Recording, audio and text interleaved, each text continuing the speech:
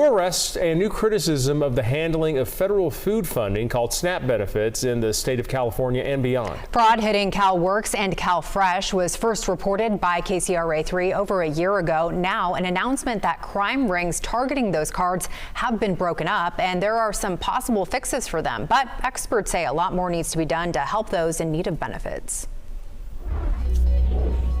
Skimming devices once used by criminals stealing state unemployment benefits, now at the center of a nationwide SNAP benefits fraud ring. The EDD fraud has tapered off as the program itself is tapering off, but now it's being replaced completely by the EBT fraud.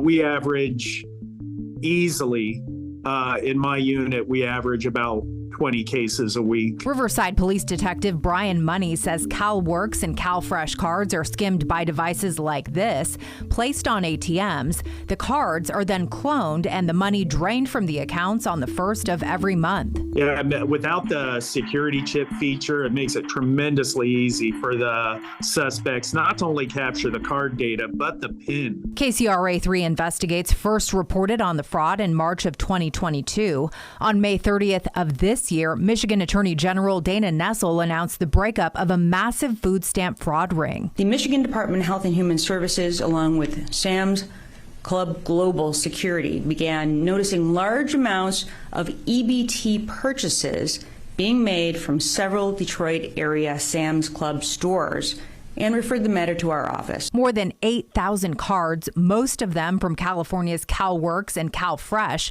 cloned and used to buy food, merchandise, and more, not in California, but throughout Michigan. 3 individuals associated with this criminal organization were arraigned on felony charges, including conducting a criminal enterprise and multiple counts of food stamp fraud. This came after multiple arrests in March in Southern California. Federal agents staked out ATMs and arrested 15 people, part of a Romanian criminal group, skimming CalWorks cards and cloning them. The fraud totaling nearly $40 million.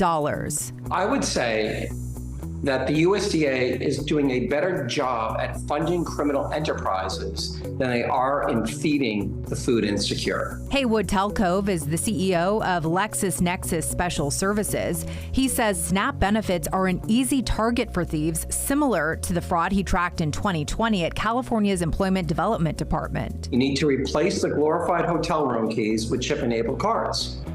You need to stop allowing self-certification. If you remember in the unemployment insurance debacle that happened in California, they allowed self-certification. The same thing is happening with the food stamp program. The program is overseen by the California Department of Social Services. In an email, a spokesperson says DSS is, quote, actively working to develop and deploy the use of chip and tap technologies on EBT cards. They also point out that the governor's proposed budget includes funding for new enhanced EBT card features. While DSS says they are reimbursing victims of fraud, Telcove says government officials need to do more to fix the problem and not blame the people needing assistance. One of the things that I keep on talking about is you can have a compassionate program that helps the food insecure.